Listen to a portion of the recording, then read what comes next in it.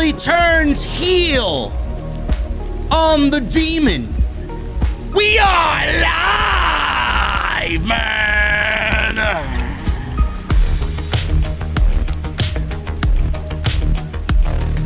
And people want to know why AEW is a lot more cooler than WWE.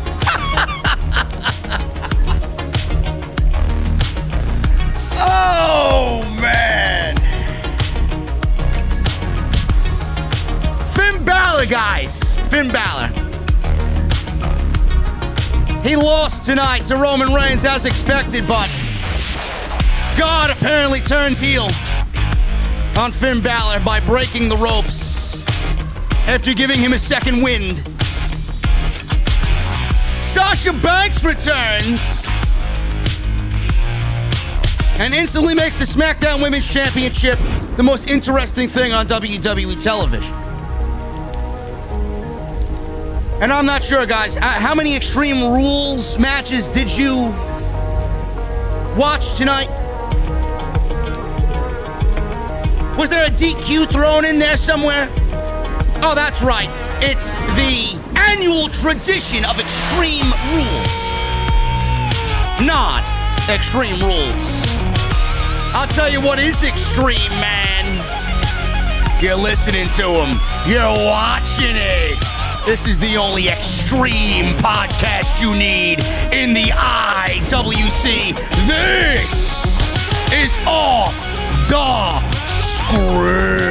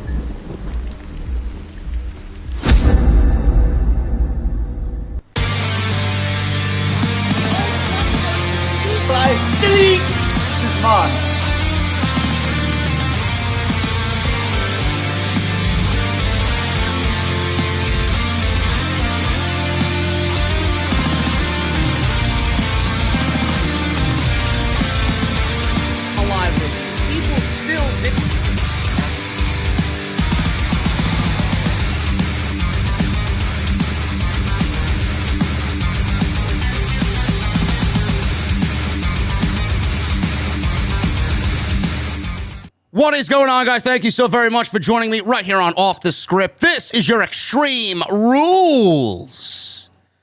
Not Extreme Rules. 2021 complete post-show right here on Off the Script. I am JD from New York, and this is the OTS venue. Thank you guys very much for joining me on your Sunday evenings.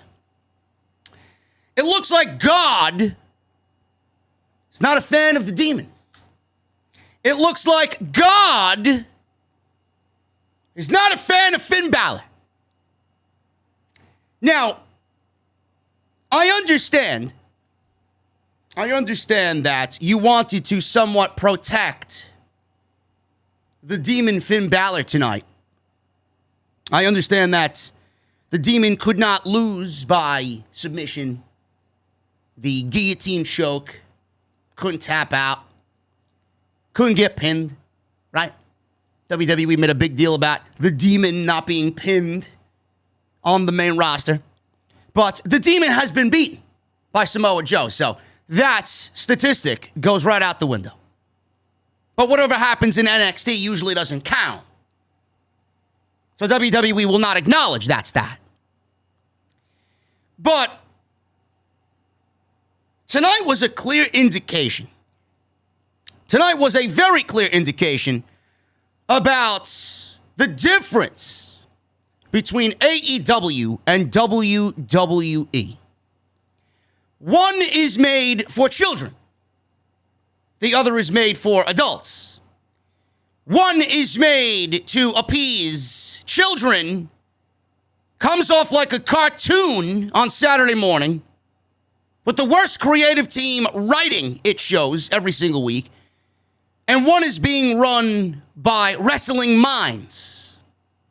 And they're doing things of old and making them new again. They're bringing importance to championships. They don't usually have endings like you would see tonight. You see, the clear difference, folks, between AEW and WWE is the fact that you won't get Finn Balor flopping around like a fucking fish because the heartbeat of his theme song plays to demonically possess him to get up and maybe win the match against Roman Reigns, only to take out Jey Uso, Roman Reigns, climb the top rope, execute or try to execute a coup de grace with red light beaming down so bright that I'm fucking blind watching this shit, only for the fucking ropes to break, holding a 185-pound man up top.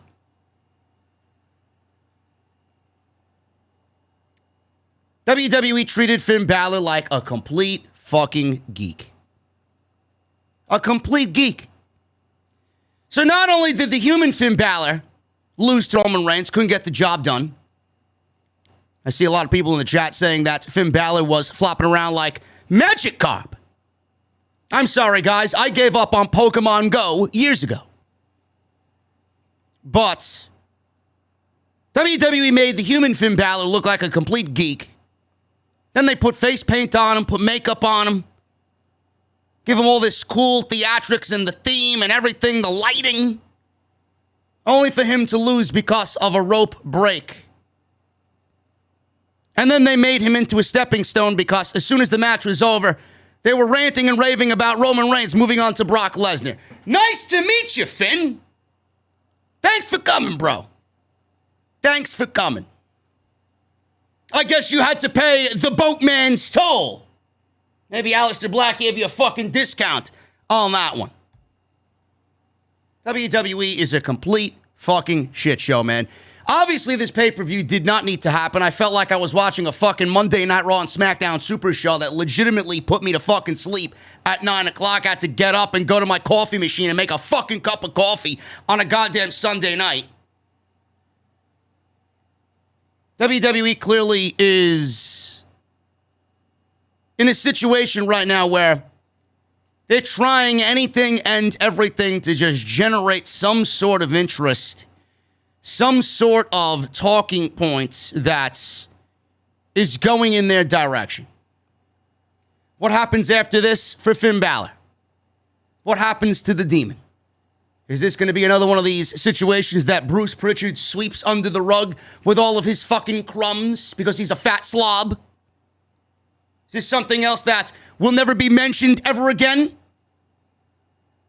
Finn Balor is as good as dead. An embarrassment. Some people are actually defending this. Some people are actually in defense of this fucking act tonight.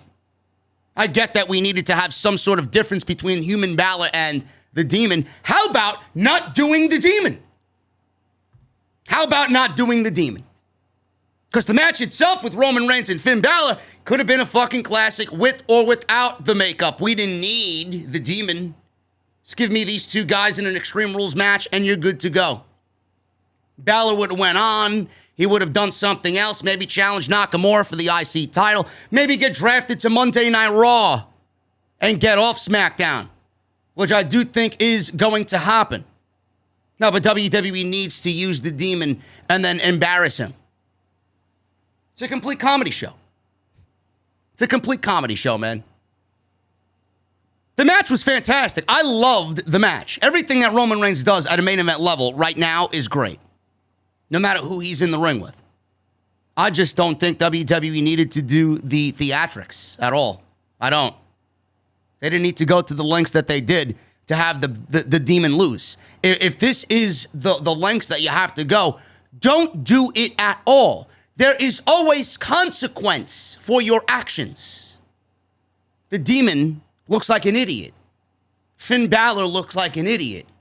You might as well just have booked regular Finn Balor in this situation and come up with something else creative for him to lose while maintaining the essence of the demon. Maybe I'm alone in this. I don't know. Maybe I'm the only one that thinks this way. Maybe I just take this shit a little bit too seriously and want what's best for the actual performers. The characters, the titles, the shows. The fuck do I know? What do I know? Sasha Banks came back tonight. It was probably the best creative decision that WWE has done in the last couple of months. Sasha Banks is back, and the SmackDown Women's Championship is probably the most interesting thing on SmackDown right now, because we all know Roman Reigns is going to beat Brock Lesnar. The story there is Paul Heyman. It has nothing to do with Roman Reigns and nothing to do with Brock Lesnar. It's all about Paul Heyman and where his allegiance lies. That's the story. We all know Roman Reigns is going to beat Brock Lesnar. Nobody is beating Roman Reigns. When Roman Reigns is in a situation where he might be defeated, I will tell you. I do not feel it, I do not see it, and I don't want to see it. Sasha Banks is back. Becky Lynch and Bianca Belair had a very good match. Don't know why this match couldn't have happened at SummerSlam, but they had a very good match. Sasha Banks comes out and causes a disqualification on a pay-per-view called Extreme Rules. And this was probably the best booking decision that WWE could have given us on Sunday night. Becky Lynch couldn't lose. Bianca Belair couldn't lose. And WWE actually had the SummerSlam match between Bianca and Becky Lynch really just stink up most of this build. So Sasha Banks comes back. Sasha Banks is back, and she caused the DQ. And now we have a situation where we have Becky, Bianca, and Sasha battling over the SmackDown Women's Championship. Becky Lynch was supposed to be a heel. Bianca Belair is clearly a babyface. Sasha Banks came back, attacked the babyface Bianca Belair to a heel reaction. Then she attacked the heel, quote unquote, and I use that term very loosely, Becky Lynch, who I don't think is really a full-fledged heel and will not be a full-fledged heel. But either way, I'm glad Sasha Banks is back because I'm a Sasha Banks fan. Sasha Banks is the best female main roster wrestler that they have in the women's division. And it's not even close. It's not even close. So we'll talk about that and why I think that was so great. The Usos and the Street Profits had one hell of a tag team match, which only solidifies what I've been saying for the last 7 years. Tag team wrestling is a draw. Start building around these two teams and give us more of what we saw tonight. Tag team wrestling. There has to be other teams besides the Usos and the Street Profits. Has to be another team on Monday Night Raw besides the New Day. Either fix your fucking division and add to both shows, or merge the divisions into one. We don't need two sets of men's tag team championships. I've been saying this for 7 years now. Excellent, excellent, excellent match where I did not see the Usos losing that championship, especially with WWE trying to court The Rock to get in with WWE once again to get that Roman match. I do not see Roman standing in front of Usos without tag team championships. And Charlotte Flair versus Alexa Bliss. We saw the demise of Lily the Doll tonight as she got ripped to shreds. Thank fucking Christ. Alexa Bliss shed more tears over the doll being ripped to shreds than losing the Raw Women's Championship, which is pretty symbolic of what WWE thinks of their own women's division and their own women's championship on Monday Night Raw. Literally crying rivers of tears because Lily the Doll got decapitated. Everything about Lily the Doll was destroyed. And then Alexa Bliss cries in the aisleway. She forgot to chew her Alka-Seltzer. She had foam at the mouth. Terrible fucking acting, terrible situation. End this fucking gimmick. Get rid of the theatrics. Get rid of the magic. Get rid of the fucking Cabbage Patch dolls. Get rid of it. Seriously. Alexa Bliss has done what she could with this gimmick. The gimmick died when Wyndham was fired. Time to move on. If Charlotte Flair is about to bring us back or help aid in the goddess Alexa Bliss coming back, then I'm all for it. Other than that, I don't know what happens after tonight. Where does Charlotte Flair go? There's nobody left. There's nobody left. So we'll see what happens with that. I have no fucking clue on what Charlotte Flair does with the Raw Women's Championship. We're going to go over all that, break it down. I got some news and rumors for you guys as well tonight. Tonight's show sponsored by Manscaped. Manscaped.com. Use code SCRIPT20 at checkout to save 20% off. You guys are definitely going to need some fall treatment, man. Pumpkins are in the patch. Autumn is in the air. And friends at Manscaped are here to make sure you don't carve your pumpkins when you're grooming. It's manscaped.com. Use code SCRIPT20 at checkout to save 20% off. We'll talk about my good friends over at Manscaped a little bit later on in the show. Always great to have Manscaped on board.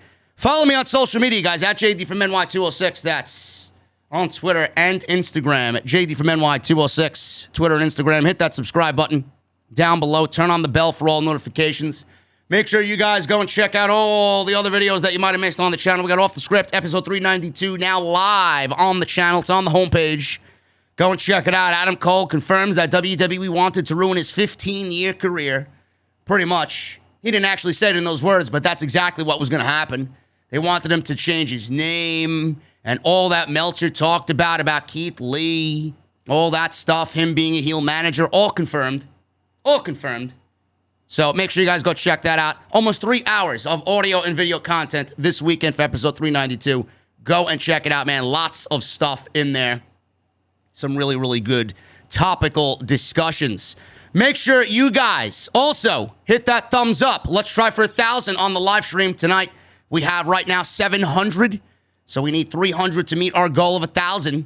So please make sure you guys do that. It helps everybody out when you hit that little blue thumb. And it helps the video out when it publishes to YouTube.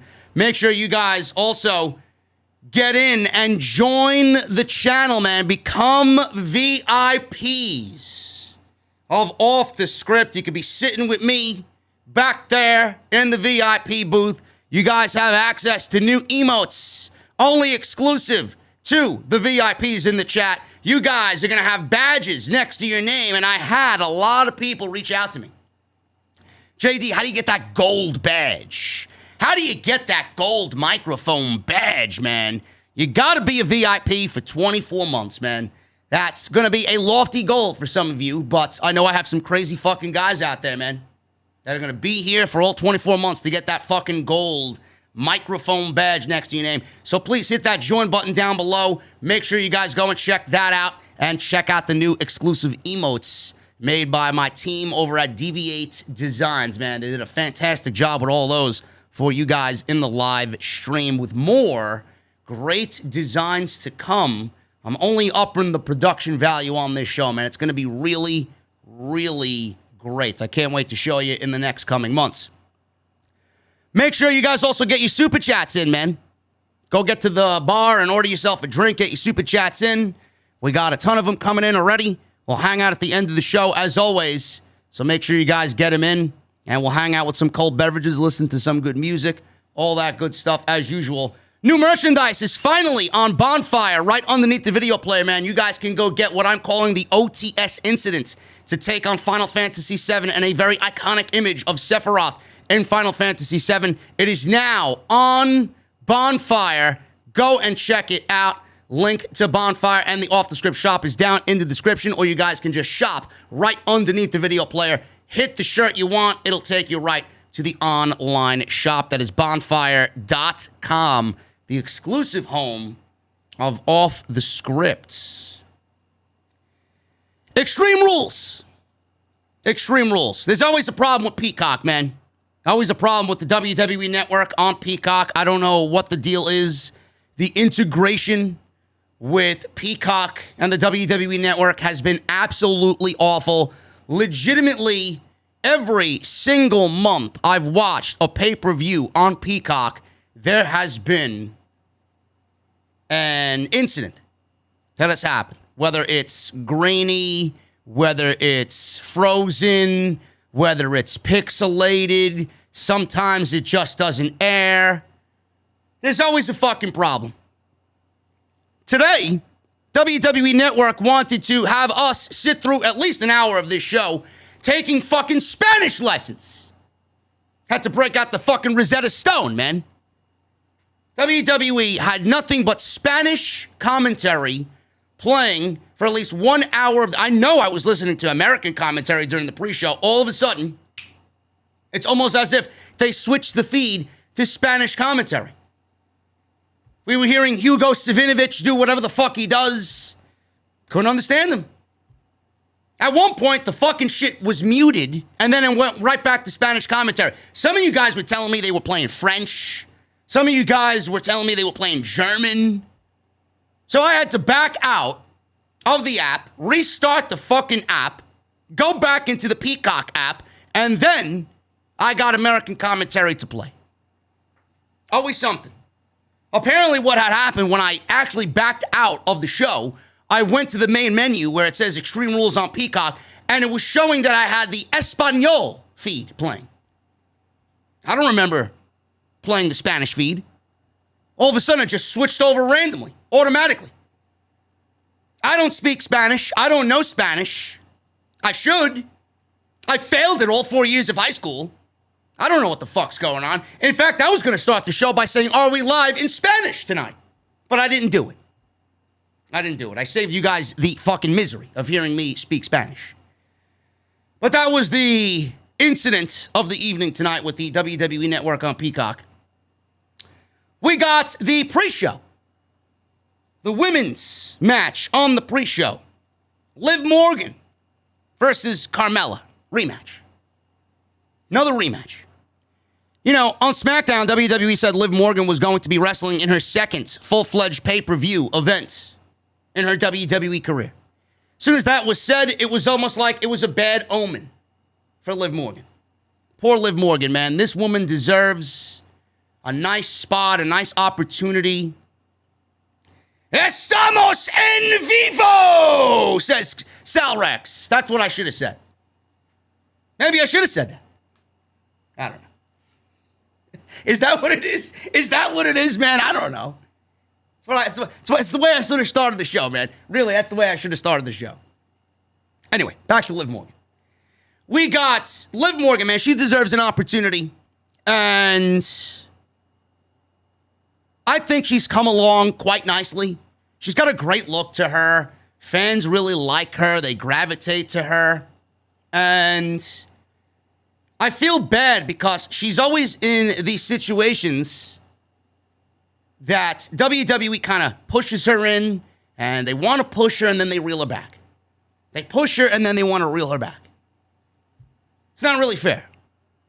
And especially in a day and age and in a WWE right now that looks the way it does with the women's division, she should definitely be getting an opportunity. She should definitely be getting an opportunity. And she's not. What does this win over Carmella do tonight? Probably nothing. Probably nothing. They'll probably end up pairing her with Toni Storm because they don't know what the fuck to do. They'd rather pair random women together and make a tag team instead of push these women individually. The women's tag team titles are a fucking nuisance to WWE Creative. They try to do too much instead of focusing on the single talent. That's what they really should do. So WWE moved Liv Morgan from the main show to the pre-show because they didn't want to add anything else. And what they actually did do was add Big E to the show. They got the WWE Champion on the show. They got the New Day on the show in a useless and worthless six-man tag against Bobby Lashley, Homage, and AJ Styles. That's exactly what they did. So they moved Liv Morgan, and Liv Morgan got the short end of the stick. So she was on the pre-show with Carmella. They had a little back and forth on the microphone before the match. Carmella grabbed the microphone, and fans were booing Carmella. Carmella bragged that her pretty face is her greatest asset. She's not lying. Much better than her in-ring ability, I'll tell you that. But that's exactly what Johnny People Power is going for. That's what Bruce Pritchard's looking for, man. Plus, she's blonde. So she's got all the qualifications to fit on the WWE main roster women's division. So Carmella added that she's hot and Morgan is not, which is a blatant lie. We all know that's a blatant lie. Morgan jumped Carmella, had the early advantage. She tried to send Carmella face first into the turnbuckle. She avoided it, of course. Morgan then sent Carmella to the floor with a drop kick. Carmella dropped Morgan on the apron, hit a super kick, took over for a little bit. She followed up with a suplex, near fall. Carmella was working a very slow pace here. Chin lock, Morgan broke free. And Carmella then dropped Morgan on her head for another move, another near fall. Morgan fought back, Fez press.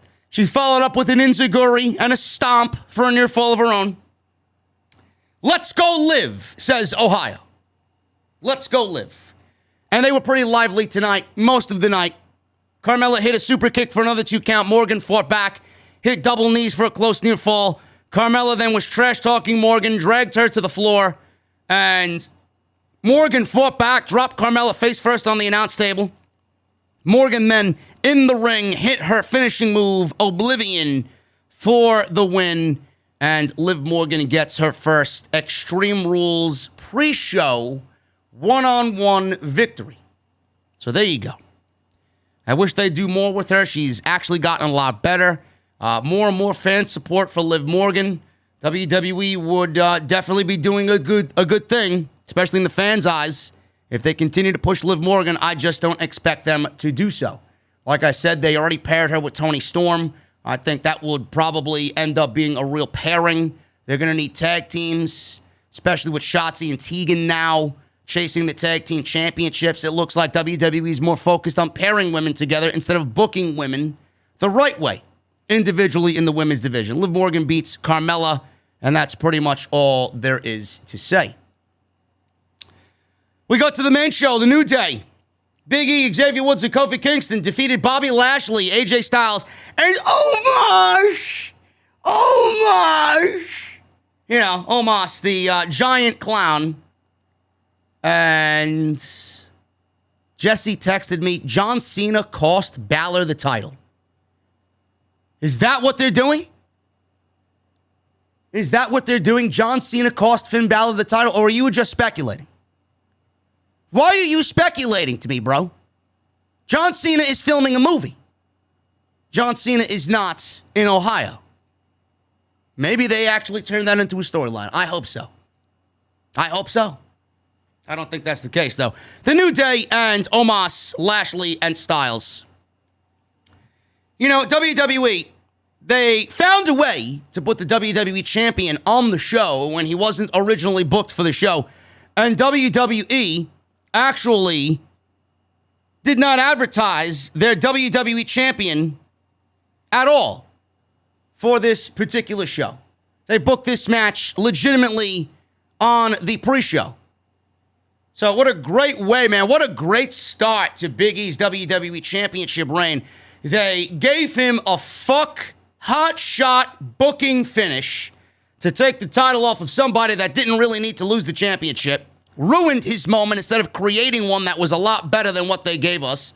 Then they have him lose not once, but twice last Monday on Raw. And then they book him on a show with basically no advertisement in a last-minute addition. Now they're hot-shotting a title match between Big E and Bobby Lashley for Monday Night Raw tomorrow. I'm assuming WWE has a vision and a plan, right? Or is it more on the fly because we need to keep up with AEW in the 18 to 49 demographic booking? It's exactly what it is. It is very difficult for me to sit here.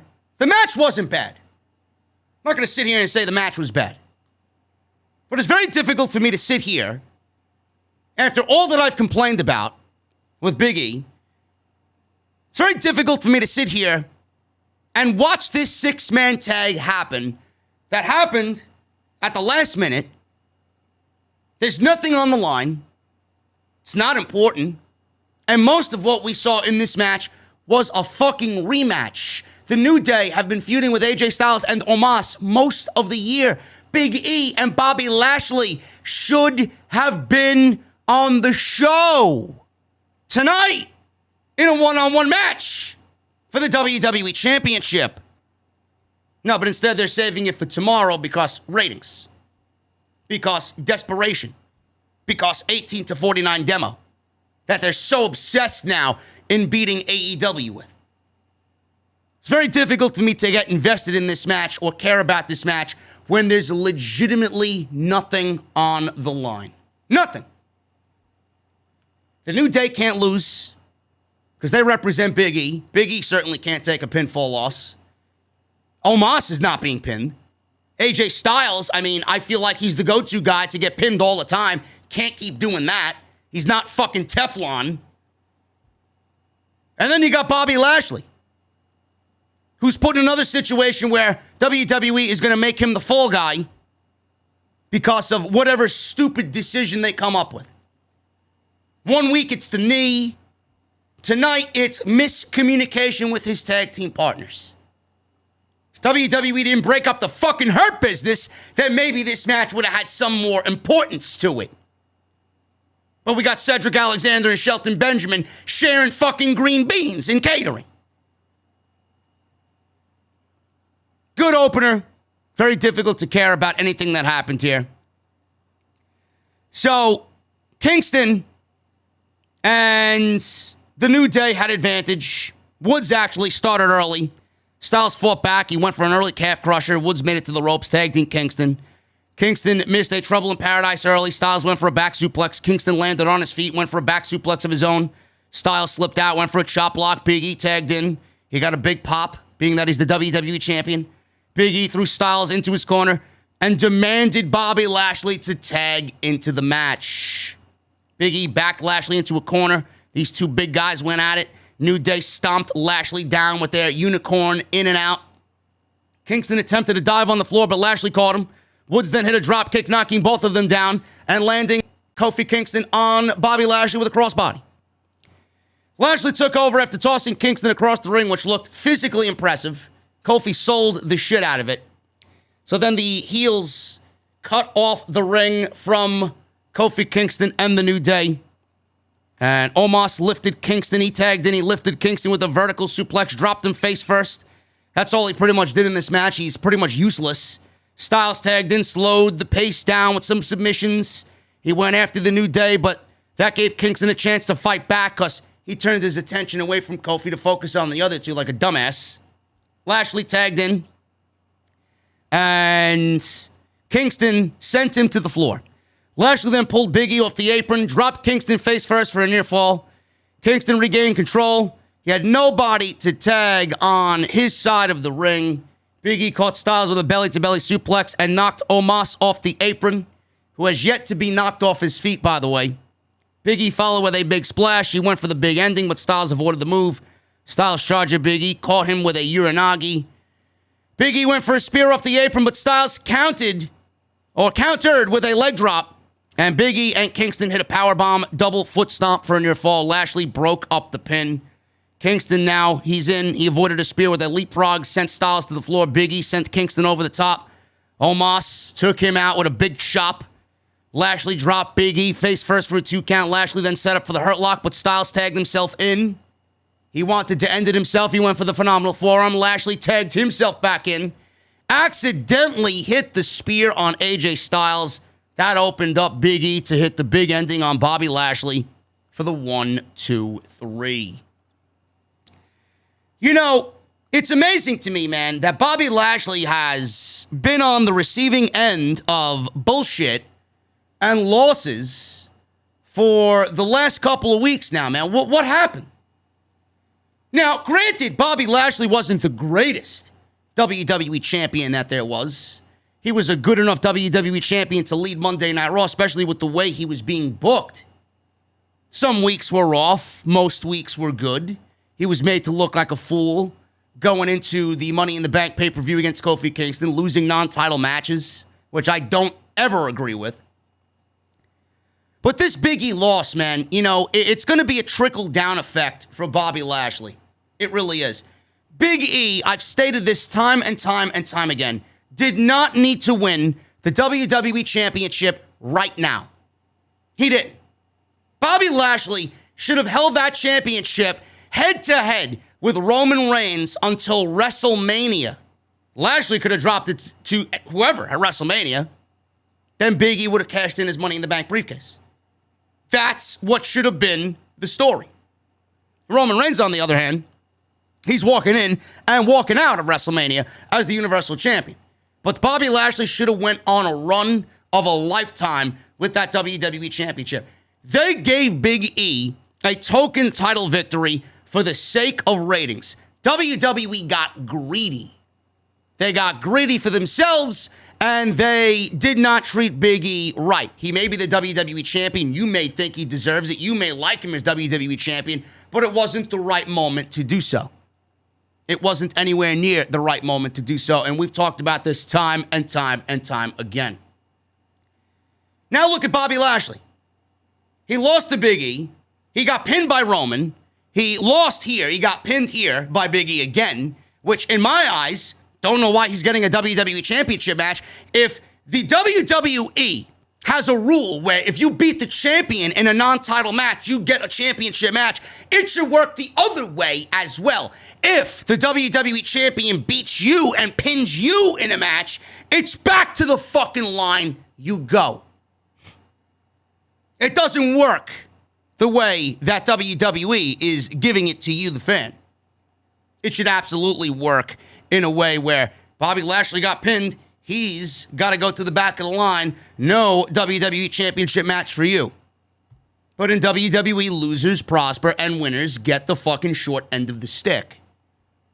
What good is this going to do Big E? Everybody's like, oh my God, Big E is the WWE Champion. Oh my God, Big E, he's going to have a great run. What is this doing for Big E, and where is this leading for Big E in the New Day? We already got the Bloodline versus the Usos. It's not special anymore. You ran through that match for the sake of fucking ratings. Now what are you going to do with Big E? Who is Big E going to defend the WWE Championship match against at Crown Jewel? There's nobody on that roster. Maybe Drew McIntyre slips in because Bobby Lashley's not the WWE Champion anymore. We don't know. There's no competition on Monday Night Raw. There's no top contender on Monday Night Raw that is a heel outside of Bobby Lashley. They continue to run the same problem over and over and over again. What happens to Big E when he walks into New York City at the Barclays Center and wrestles Roman Reigns in a champion versus champion match in this make-believe Raw versus SmackDown rivalry? You think Big E's going to beat Roman Reigns? Oh, man. I feel sorry for the people that think Big E's going to beat Roman Reigns, man. Roman Reigns is not losing. Roman Reigns is not losing. So what exactly do you accomplish with Big E being the WWE Champion now? He beats Bobby Lashley? Great. Everybody's beating Bobby Lashley. The whole New Day has beaten Bobby Lashley. Get in line. So what they're doing with Big E is they're saving him for Roman Reigns. And after he loses to Roman Reigns, he's going to be knocked down a couple of rungs on the ladder and made to look inferior because all hail Roman Reigns. Instead of building a new superstar and building your next guy that could legitimately be a number 2 under Roman Reigns, you opted to give him a championship to deflate him at every twist and turn. You opted to give him a championship now because you were desperate. You opted to give him a championship now because you're so obsessed with AEW as Tony Khan has you hanging on his strings. WWE fucked Big E. Legitimately. No lube. Big E should not be the WWE Champion. Should be Roman Reigns versus Bobby Lashley at Survivor Series with Brock Lesnar showing face, and you build Lashley and Lesnar for the title. Then I got people telling me, oh, they didn't want to do Lashley versus Goldberg for the title again. Goldberg versus Lashley shouldn't even have been a thought at SummerSlam. Now you're fucked. Now you're fucked. Could have given Big E the WWE Championship at SummerSlam, but you opted to go for a match that nobody gives a shit about. WWE messed up everything. This creative and this direction sucks. It really does. So what happens on Monday Night Raw tomorrow? Do we get another fake knee injury from Bobby Lashley? What happens then? How many more losses does this guy have to take? He certainly ain't beating Goldberg. Goldberg is clearly going to get his revenge. What happens then? Bobby Lashley's stock is dropping big time. Meanwhile, you should be building him up as a fucking monster on the equal level of Brock Lesnar. That's your money match. But long-term booking says the geeks don't work. Long-term booking says the fucking mark on social media. If you enjoy WWE, you should really just put it back in the back of your mind that long-term booking doesn't exist. Once you do that, you'll enjoy WWE. I'm sorry. I'm not a fucking retard. I actually have a brain that works. Long-term booking. That's the way you get people to watch your show. That's how you build investment. That's how you build superstars.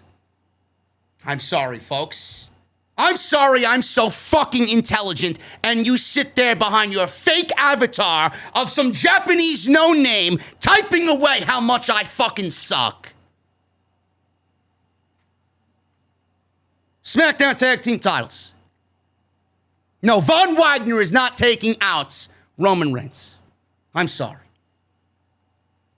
Von Wagner is not going to beat Roman Reigns. Wagner 316 says, I just put the lotion in. I'm giving up with you guys. Jesus Christ, man. We're gonna get this guy over. More so than WWE will. It's crazy. SmackDown Tag Team Championships, the Usos and the Street Profits. This was a great tag team title match. Excellent tag team title match. Love these two teams, man. I love these two teams. After what we watched tonight, it is very apparent that WWE has the power to give us great tag team wrestling. They just refuse to do so.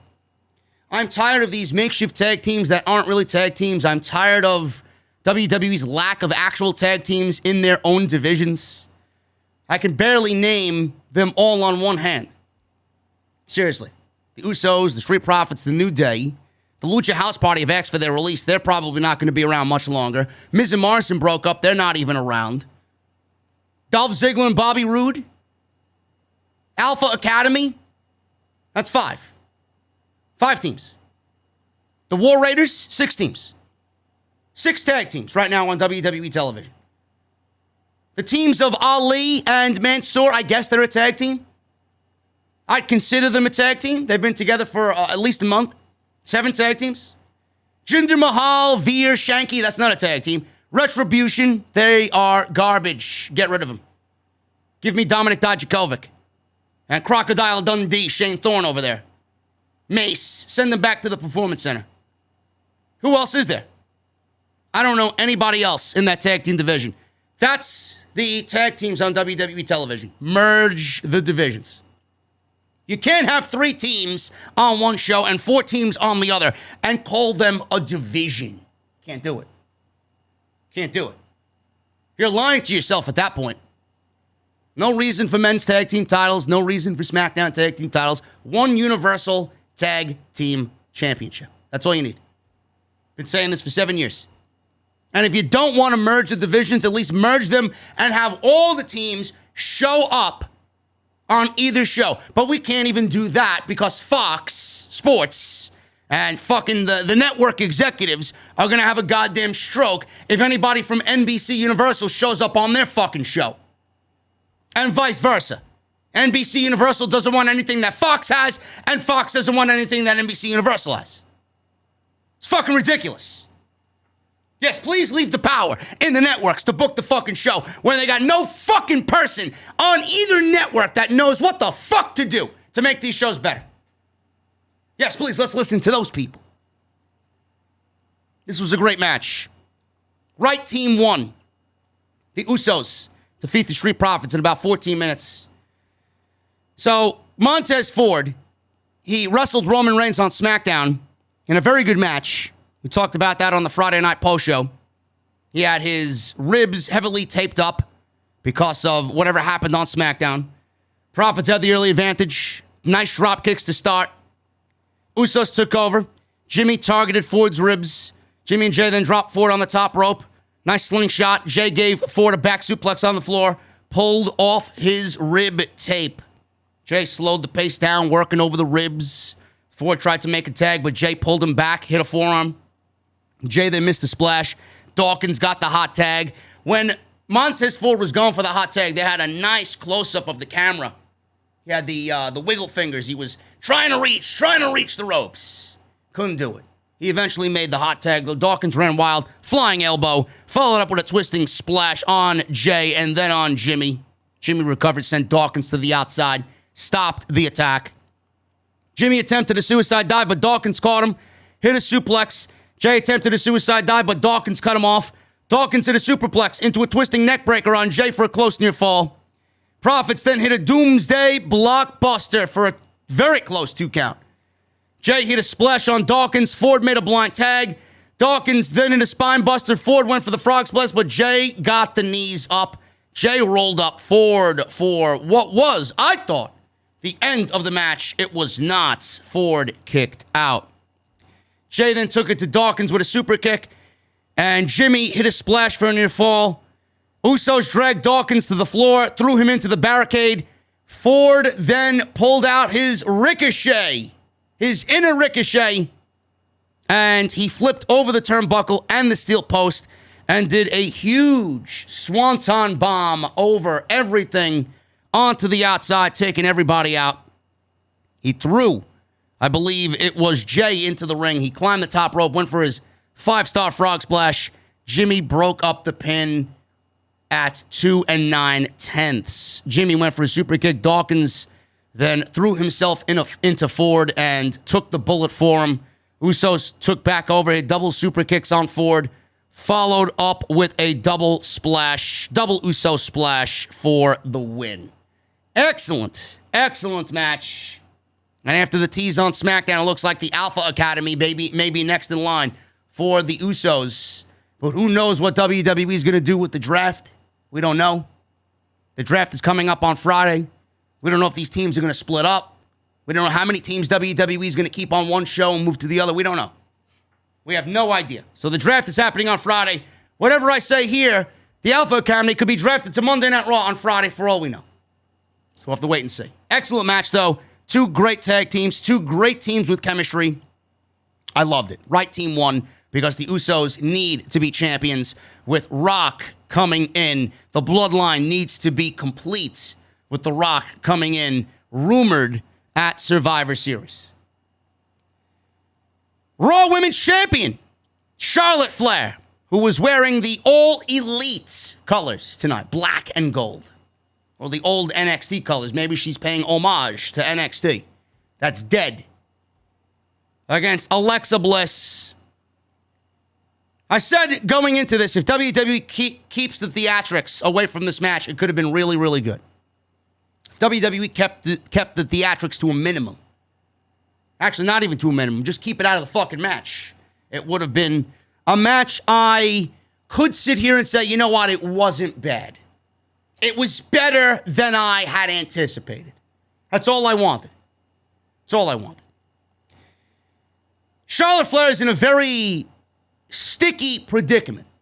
Or I should say WWE is in a very sticky predicament with Charlotte Flair. She beat Alexa Bliss tonight, and there's legitimately nobody left on the Monday Night Raw roster for Charlotte Flair to go one-on-one with. Rhea Ripley and Nikki Trash have already had their chance against the Android. Alexa Bliss loses clean here. That's 3. Eva Marie is a complete waste of payroll. Maybe we get Doudrop. Maybe we get Doudrop versus Charlotte Flair. Not interested. Not interested in that at all. Nia Jax is out. She's gone. Goodbye. You will not be missed. Then you got Shayna Baszler. WWE hasn't done anything with Shayna Baszler. In fact, she won her first singles match since February by beating Nia Jax. That doesn't really do much to earn a women's championship match. That's your women's division, unless I'm missing somebody. Natalya, Tamina. There's nobody on that roster right now that would generate any interest in a Charlotte Flair championship match. None. I honestly think Sasha Banks gets moved to Monday Night Raw. I do. I think Sasha Banks gets moved to Monday Night Raw. I think Charlotte is going to have her next opponent come over from SmackDown, whoever that may be. I don't know what they do with the women's division. Something needs to be done to aid Monday Night Raw because right now it is fucking horrendous. It is horrendous. I would draft Eva Marie to free agency. I would draft her to the termination line. Get her out of here. Worthless. But this match wasn't bad. This Charlotte Flair Alexa Bliss match was not bad at all. They had their introductions, and Bliss got a huge pop because she's from Ohio. So she got the hometown pop. And go figure, hometown girl loses in her hometown. Another thing Tony Khan would never do. The fans immediately broke into a Let's Go Bliss chant right at the start. Bliss caught Flair with a dropkick early. Flair avoided a DDT, but Bliss sent her to the floor, hit a cannonball off the apron, which was very nice. I don't think I really saw Alexa Bliss do that before. So that was a new added maneuver in her repertoire. So Flair caught Bliss, slammed her down. Bliss tried to fight back, but Flair hit a tilt-a-whirl backbreaker, went for a cover, got a near fall. Flair slowed the pace down, working some basic submissions. Bliss broke free with a hurricanrana into the bottom turnbuckle that looked very, very sloppy. Looked like Charlotte missed the turnbuckle. And Alexa Bliss executed a very sloppy head scissor takedown. Flair then gained control again after dropping Bliss on the middle turnbuckle. So I guess they did the spot over and executed it right this time. Bliss sent Flair to the floor with the dropkick and went for a sliding dropkick through the ropes. Flair caught her and swung Bliss into the barricade. Flair went for a moonsault, but Bliss rolled out of the way. Flair landed on her feet and hit a standing moonsault. Very Andrade El Idolo. So Andrade is clearly teaching her how to do moonsaults. She knows her moonsault by default is awful, but when she lands on her feet and does the Andrade moonsault, it doesn't look that bad. It doesn't look that bad at all. Bliss then avoids a natural selection, rocked Flair with the right hand. Flair recovered, went for another near fall. Bliss got to her feet. She followed up with a beautiful sunset flip bomb, code red. Flair avoided a twisted Bliss. Bliss hit a DDT, which planted Charlotte right on her head. She went for a cover, but Flair got the foot on the bottom rope. Terrible ring awareness by Alexa Bliss. So then we go to the finish. Finish came when Flair threw Lily. Yeah, she grabbed Lily off the steel post and threw Lily at Bliss, hit a big boot, and then followed up with natural selection, and that was enough for Charlotte Flair to retain the Raw Women's Championship. So let me get this straight. I don't know if you guys would constitute this as a disqualification, but any object is an object, okay? No matter if it's a doll or a kendo stick or a chair or Lily the doll. It doesn't matter. Charlotte Flair took Lily the doll and threw it at Alexa Bliss. This did not constitute as a disqualification. It's a foreign object. But no DQ. No DQ at all. I guess we're in Extreme Rules. Some rules get bent. Some rules are just ignored. I don't know. I have no idea. But natural selection for the win after Lily the doll made her appearance and Charlotte threw the doll at Bliss. After the match, Flair threw Bliss out of the ring and ripped Lily the doll to pieces. Ripped off her arm, ripped off her leg, split her in half, ripped off her head. All the innards and the cotton came out of it. She threw it into the ring. Lily is destroyed, folks. Lily is destroyed. Lily is now all elite. Her contract was up. Tony Khan took her away from Vince McMahon. I'm only kidding. I don't think Tony Khan would waste his money on fucking stuffed dolls. So Lily is dead. Bliss jumped back in the ring and beat down Flair. And this was obviously very happy for the fans in attendance because she's the hometown girl. Loud table chants here. Flair gained control, tossed Bliss over the announce table. Flair then posed with the title and walked off. Bliss got back into the ring after Charlotte left. And she gets into the ring. And she starts screaming. She starts holding Lily the doll and crying. Fans broke out into a thank you, Lily chant, which Ohio must be full of retards, to be honest with you. Thank you, Lily? The fuck you thanking Lily for? Lily's the reason why Alexa Bliss is terrible. Thank you, Lily.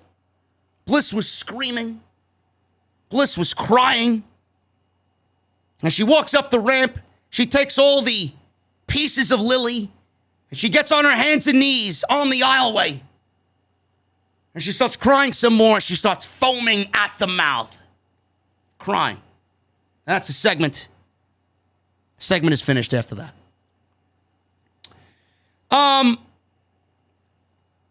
The first thought in my head, the first thought in my head was, clearly the match wasn't terrible. I'm not going to sit here and say the match was bad. The match was very unmemorable. The match didn't do anything for me. I'm not invested in anything women's roster related on Monday night. But imagine this. Imagine this. And this is where WWE and their priorities lie when it comes to the women. This is where their priorities lie when it comes to championships and how important things should be. They'll tell you, it's all about the story. It's all about the story. That's where it is, Bruce. The story. Right? Imagine if Alexa Bliss cried that same way after she lost a Raw Women's Championship match. Imagine. Imagine her crying because she lost an opportunity to win the so prestigious Raw Women's Championship. Imagine she cried because she failed at beating Charlotte Flair. She's crying over a stuffed doll that she could go right on WWE Shop and purchase once again for the very low price of $34.99. Yet I'm supposed to sit here and take the women's roster and its championship to be serious. I pray to God that this is the slow demise of the Alexa Bliss character that we see right now. Alexa Bliss should not be using anything regarding Bray Wyatt's liking or likeness or his gimmick or anything like that. She had hurt heel, I believe, on her trunks. She's got this fucking doll, magic and theatrics and all this other shit. She looks like she came right out of the Fiend's funhouse. Still. And Wyndham has been missing for how long now? Almost half of his 90 days are up. Just about. 2/3 of his 90 days are about to be up. Yet you're still using Alexa Bliss in this Fiend Bray Wyatt created universe. That's why nobody really is investing their time into Alexa Bliss. Now, I know WWE's making money off this childish garbage, but at what point do you say enough is enough? Money can't be everything here. Not at the risk of ruining Alexa Bliss completely. I wasn't an Alexa Bliss fan to begin with, but this is the worst version of Alexa Bliss, period. I want the old Alexa Bliss back. Because everything that happened here doesn't make any sense without Bray Wyatt. So if they're writing this story to end this Alexa Bliss character, then I am fine with that. If Lily the Doll is a symbolic way to end this Alexa Bliss character, I am fine with that. Get rid of it. Nobody cares. You can still sell the dolls online, but revert the character back to its old roots on television. Some people were telling me that Wyndham posted a picture of himself with the Wyatt family on Twitter in a picture with Bryan Danielson. Now, I don't know what that means. Maybe that's a little Easter egg by Wyndham. Knowing him, it may very well be. We don't know where he's going to end up or what's going to be with him. Some people have speculated that he's on his way back to WWE and that this is all one big ruse, one big storyline. I don't think that is the case whatsoever. But all I know is this Alexa Bliss character should cease to exist without him physically being there. He was 75% of everything, and she was a supporting character. You can't have the supporting character take over the storyline when the guy who wrote the storyline and the mastermind behind everything is not there anymore. Can't do it. As far as The Fiend, some people have even speculated that Elias could absolutely resurrect something along the lines of a Fiend character. Now, I don't know how true this is. I think this is just people fantasy booking. But I had a ticket or a Twitter Spaces today with Ticket Drew. And he mentioned something along the lines of WWE owning the intellectual property of The Fiend and that they may be possessed to continue to use the Fiend character even after Wyndham is no longer there. Now, I think that would be completely fucked up. I really do. But I would not put it past WWE to do something like that at all. So we'll have to wait and see. But if this is the end of Alexa Bliss and this dark character, I'm all for it. I really am. So we'll see what happens. But the ending of this match, they gave so much time to her at the end of this match. I don't know how anybody buys into this shit or finds this shit interesting. Triple threat match. United States Championship. Finally, an Extreme Rules match. But they didn't use any weapons. A match with no DQ, and they didn't use any weapons. Damien Priest, Jeff Hardy, and Sheamus for the United States Championship. This was a pretty decent match, man, and I got to give props to Damien Priest, and I got to give props to Sheamus. They've had some really quality matches over the last couple of months. Sheamus, if you really want to talk about Sheamus, Sheamus could absolutely be considered an MVP of Monday Night Raw. His body of work has been excellent in 2021. Short end of the stick, but he could absolutely be considered an MVP of Monday Night Raw. His body of work has been great. Jeff Hardy, I don't know how he factors into United States Championship. I just think he's there because WWE feels pity for him. I do. I don't know why he's there. This guy lost to Cross not too long ago. Got buried. This guy was chasing the 24/7 title a couple of weeks back. I don't know why he's here. He's just there because WWE has nobody else, and they need everybody on deck for any opportunity that they have. They're trying to create compelling television. Doesn't necessarily work when I just seen this guy 3 weeks ago chasing around the 24/7 fucking championship. It's very difficult for me to invest in Jeff Hardy when he's been a fucking loser most of the year. Damien Priest has been great. Sheamus, he's been great in ring, but he hasn't really won the big matches. He's been mostly on the losing side of things. Very good match here between these two guys, or three guys rather. Sheamus jumped Hardy at the start of the match. Priest and Sheamus brawled around ringside. Priest firmly in control when Hardy hit a dive off the steps. Hardy took over, hit a dive off the apron on Sheamus. Priest was in control, hit a series of splashes on Hardy and Sheamus. Followed up with a nice Falcon Arrow on Jeff Hardy. Sheamus made the save off of a cover. Sheamus took over, isolated Hardy. Sheamus hit the forearms to the chest like he usually does. Priest was fighting back into the match. Priest seemed to slip off the apron, but he recovered. Sheamus knocked Priest back down. Hardy hit a crossbody. He took control. Hardy rolled Sheamus up. Priest broke up his pin attempt. Hardy then hit the Whisper in the Wind on both Sheamus and Priest for a near fall. Sheamus in a nice Alabama slam on Hardy. He went for a cover. He got a 2 count. His mask fell off. His fucking mask. Sheamus locked in a Texas cloverleaf. Priest attacked Sheamus and broke that hold. Priest then kicked Sheamus in the face. Sheamus recovered, hit a white noise for a close near fall.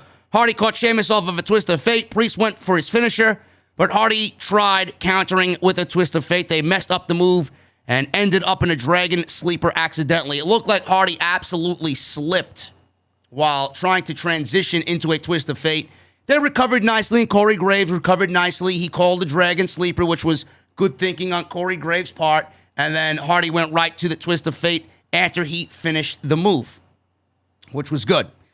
So Sheamus knocked Hardy off the top and mocked him right after that. He was doing Jeff Hardy's signature poses off the top rope.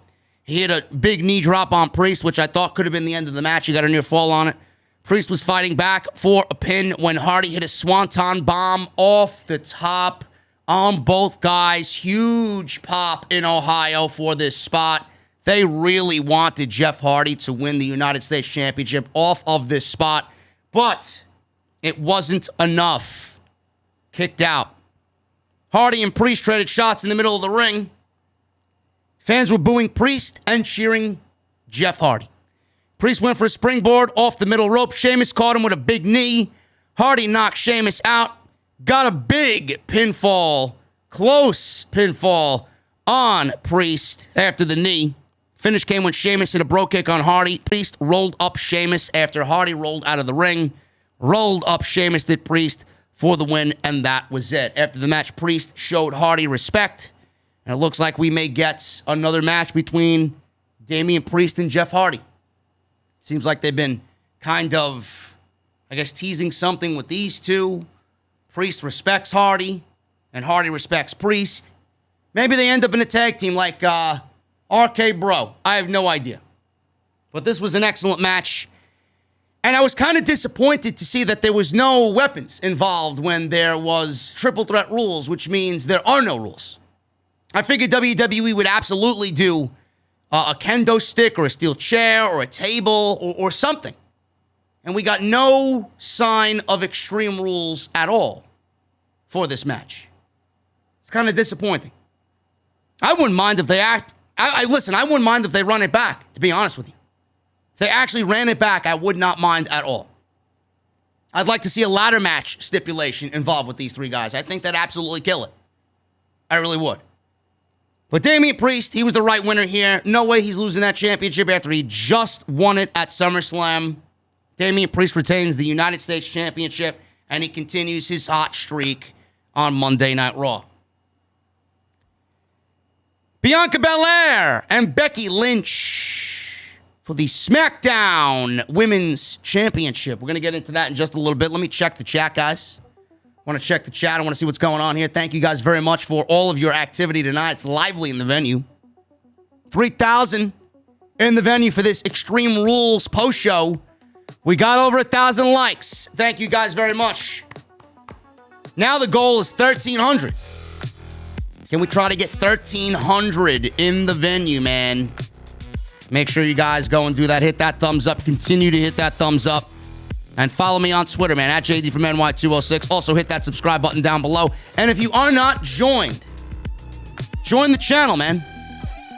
Make sure you guys get use of those emojis and those custom badges. Join the channel. Become an OTS VIP. All you got to do is hit the join button, and you are good to go, man. Tonight's show is sponsored by my great friends over at Manscaped. Manscaped.com, and autumn is in the air. The pumpkins are in the patch. And my great friends over at Manscaped are here to make sure you don't carve your pants pumpkins when you are grooming. I know you guys get my drift. Make sure you guys are keeping things fresh this fall with the leaders in male grooming with their brand new 4th generation performance package. Boys, it's time to get ready. It's time to get ready. Ready to take the leap into the fall season with Manscaped. 2 million men have already done so worldwide. And you guys can do the same using code SCRIPT20 to save 20% off and get some free shipping along with that.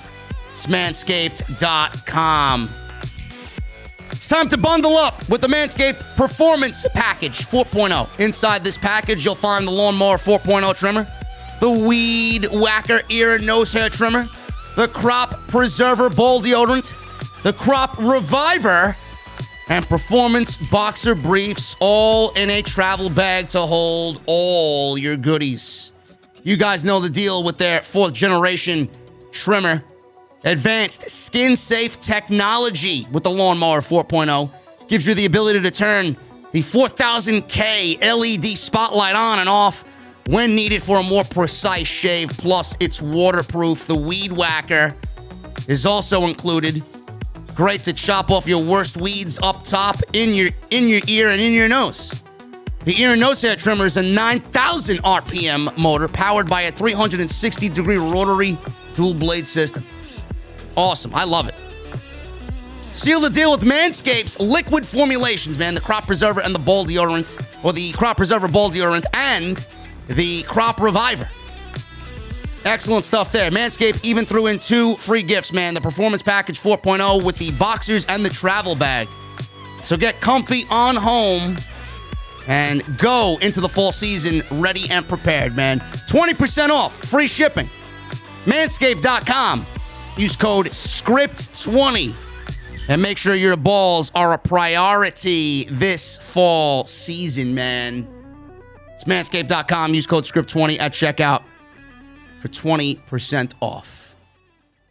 Always love having Manscaped on board, man. Manscaped is a great way to describe what happened to Bianca Belair and Becky Lynch at SummerSlam. Or Summer Scam, as I like to call it, because that's exactly what it was. A Summer Scam. 26 seconds did nobody good in that instance. Becky didn't need the title.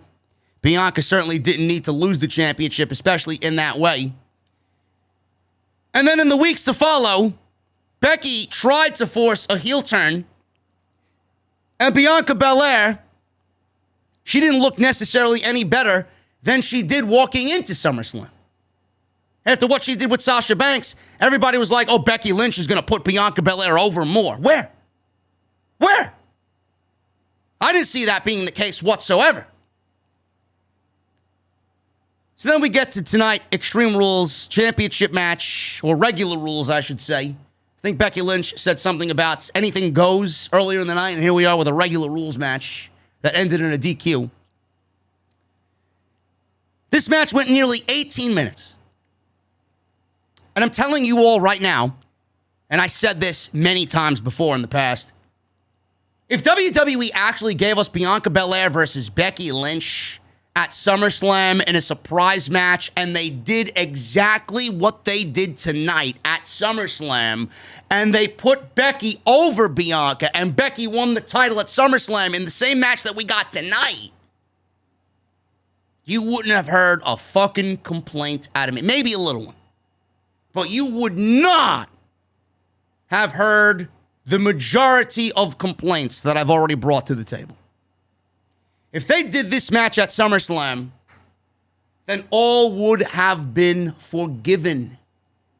If WWE took the proper precautions and they went about this the right way at SummerSlam, instead of fooling the fans and promoting a Sasha Banks match with Bianca Belair that they knew was not going to happen 8 days prior, only to still promote Sasha Banks up until Becky Lynch was about to walk through the curtain, I wouldn't have complained. We got what we got here tonight, and what we got tonight should have happened at SummerSlam. Becky Lynch is a very, very good professional wrestler. I might not like her heel shtick. In fact, I think it's very forced and very cringe. If Becky Lynch has to force a heel turn on everybody, she's not really a heel. She's still getting cheered. She got cheered on SmackDown. She got cheered tonight. Sasha Banks came back, which I'll talk about in a second, and beat up the heel, quote-unquote, Becky Lynch. Becky Lynch is forcing a heel turn. She's not heel. In fact, she's got go-away heat. I always reference Tommaso Ciampa. You guys know exactly what he did in NXT and how great he was, man. He came out to deafening boos. That was his theme music. That guy said nothing, and the fans wanted to see him get his fucking ass kicked. Becky Lynch comes out, and she's talking the way she does. It doesn't sound heel. She's wearing these obnoxious coats and these big sunglasses and over-embellishing everything she says in her promos, and she's acting cringe. She does everything with a half smile on her face, man. That's not very heelish to me. It's not. If you have to force a heel turn the way Becky Lynch is forcing a heel turn, then you aren't really a heel. You're not. It should come natural. It should come easy. And fans are still cheering her. So whatever was planned here is a complete fucking failure. Meanwhile, what you did was try and convince everybody that Becky Lynch is a heel to save your fucking ass about the mistake you made at SummerSlam with Bianca Belair losing in 26 seconds, and that backfired. All it did was show you how much worse that decision really was. Bianca Belair was never going to get over in any which way with Becky Lynch as champion. None. How is Becky Lynch going to do more than what Sasha Banks did for Bianca Belair when they main evented WrestleMania? She took the title off of Sasha Banks in the WrestleMania main event. How is that going to benefit Bianca more than taking the title off? Or how is Belair taking the title of Becky going to benefit her more than that moment there? It's not. It's not. Fucking stupid. Becky did great tonight. She looks great. She physically looks in the best shape of her life, which I have to give it to her, man. She works hard, and she looks great. Bianca Belair looked equally as impressive tonight, man. I've been a fan of Bianca Belair since the first time I saw her in the Mae Young Classic. She has gotten better and better and better every single time. Happy to see what she's done. She is absolutely a future player in the women's division. She's going to lead that division sooner rather than later. It's going to be in good hands with her there. They both had natural chemistry tonight that was absolutely beautiful. Rarely a mess up. Everything was nice. Everything flowed nice. The story was great. Becky worked a slow match at times. She didn't overexert herself. She took her pacing very nicely. Belair was in the right place at the right time at all times. Everything was just great. Everything was great. And then the ending happened. Sasha Banks comes back and throws everybody into a frenzy. Sasha Banks comes back and she causes a disqualification because she attacked Bianca Belair. So this match ends in a DQ. And let's work up to it, and then we'll talk about the Sasha Banks situation. So Lynch went for a manhandle slam early. Belair went for the KOD early. And both were at a stalemate early. Big let's go Becky chants. Let's go Bianca chants. Let's go Becky. EST. Belair used a slam. Hit a splash for a near fall. Lynch was in control. Belair avoided a moonsault and a drop kick. Or she avoided her with a moonsault and a drop kick. Lynch then hung Belair on the top rope using Belair's braid. Lynch took over, slowed the pace down. She wasn't overexerting herself in her first match back. Belair avoided a disarm her. Lynch hit a suplex. She had a sliding leg drop, an elbow drop. Looked very nice. Lynch slowed the pace down again. Some basic submission holds.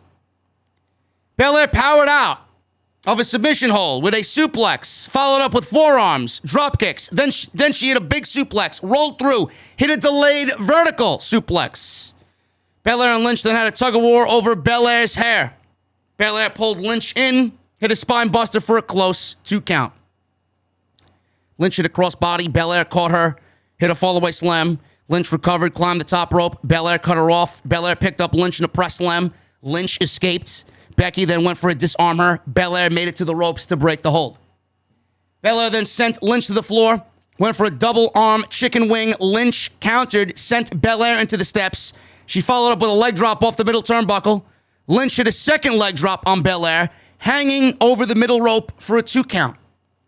Lynch then went for the manhandle slam. Belair countered with the suplex. Lynch rolled through, went for an armbar. Belair countered with the powerbomb for a near fall, which looked great. They traded shots back and forth, traded pin attempts, one after the other. Lynch rolled through and went for the disarm her. But Belair powered out. Belair then powered into a KOD from the disarm her submission hold, which looked fantastic. And then out runs Sasha Banks.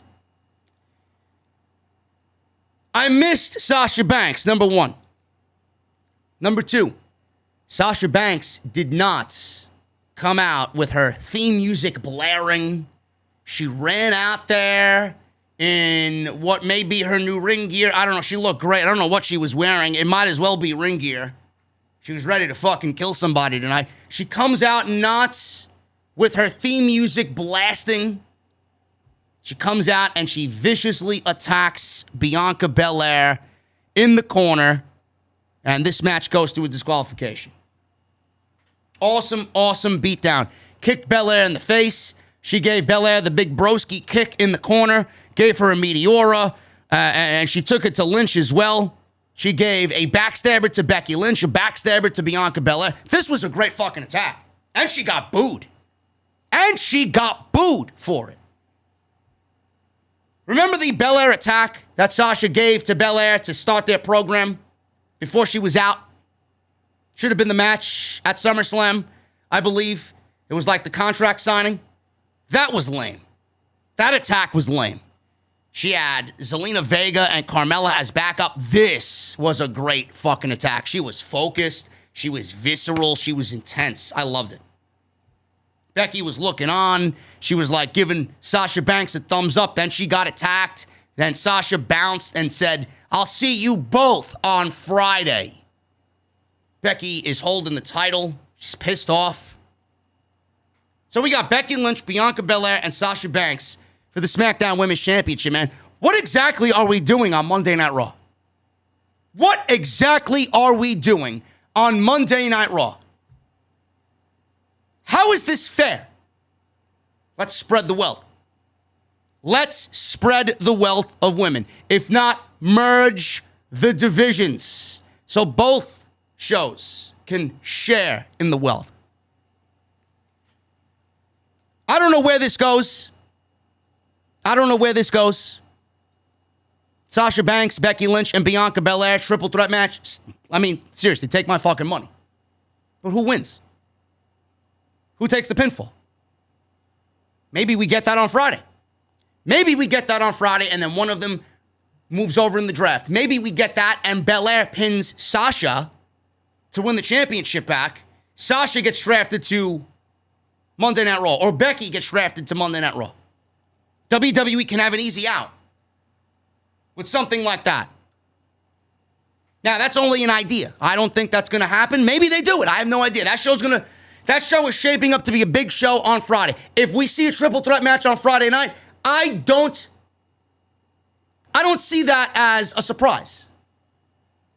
And if Belair is supposed to be the new women's champion, I'd rather her pin Sasha and not Becky. Because Becky's just back. Becky is just back. And then one of them could get drafted to SmackDown. It would be like them putting somebody over in the territory and they're moving on. So we'll see what happens with that. The outcome tonight with the DQ. Normally, I'd shit on this. Normally, I'd shit on a fuck finish after an 18-minute match. I saw some people shitting on it. They didn't understand it on social media. But what else could you have possibly went for as far as an outcome? Bianca Belair could not lose. If Belair loses clean to Becky Lynch, she is finished. Not really finished, but you guys get my point. It's not that fucking catastrophic, but she's dead. No momentum at all. Belair could not lose, especially after Becky beat her in 26 seconds. Becky Lynch also could not lose. WWE booked themselves into a corner with this match without thinking about anything. Good thing Sasha Banks was ready to come back. That was an easy out. Becky Lynch couldn't lose because she won the title at SummerSlam, hasn't had one match or one defense since. So what would be the point of her winning the title only to drop it back to Bianca Belair? What would that have accomplished? Becky Lynch would look like a loser. WWE would then triple down on the fucking mistake they made at SummerSlam and make it equally as fucking terrible as anything they've ever done creatively. And how does Bianca Belair look better for beating Becky Lynch when Becky Lynch has done nothing to enhance the championship? What good would that have done for Bianca Belair? The title meant nothing on Becky Lynch if that was the case. She didn't beat anybody. She didn't defend the title against anybody. She hasn't had one match. This outcome with Sasha Banks was the best outcome possible. Now maybe we get a triple threat match out of it, and maybe one of them moves over to Monday Night Raw, who is in dire need of help. Normally I'd shit on a fuck finish, but this was perfect. Absolutely perfect. I wouldn't have done it any other way. In fact, there was no other way better than what they did tonight, which is coming from me a lot, because I don't usually praise WWE in creative ways. It was. Extreme Rules match for the Universal Championship. Roman Reigns with Paul Heyman against the Demon, Finn Balor, for the Universal Championship. This match was excellent. This match was excellent. I think Roman Reigns and Finn Balor have excellent chemistry together. Roman Reigns actually came out first here. Champion usually comes out last, but Roman Reigns came out first, and Finn Balor got his over-the-top demon entrance. The graphics and the lighting and everything that WWE does extra, all these little aspects of their CGI shit came into play here. You got a big red cloud circling CGI over the top of the Titantron. You got lightning shooting down. You got the smoke coming up, and then you see the figure of the demon come up through the smoke. He's wearing this really bizarre crown. Look like big spikes running up along his head. Obviously, he's in the demon paint. He does his Balor shtick with the arms in the air, and the crowd's going crazy. Excellent presentation of the demon Finn Balor. This was the only Extreme Rules match on the show. And it got into Extreme Rules early. So they talked about Brock Lesnar returning at SummerSlam right at the top. As you guys know, Roman Reigns and Brock Lesnar is already announced. Which WWE made a blunder on there. WWE actually announced Roman Reigns and Brock Lesnar happening at Crown Jewel before this match even took place, which is ridiculous. At least give me some hope or some unpredictability that Balor could beat Roman Reigns. If you announce that match first, why am I ever going to think Balor is going to beat Roman Reigns for the Universal Championship? Just fucking stupid. You got a whole fucking month for this Crown Jewel show. You want to announce the match 3 weeks ago?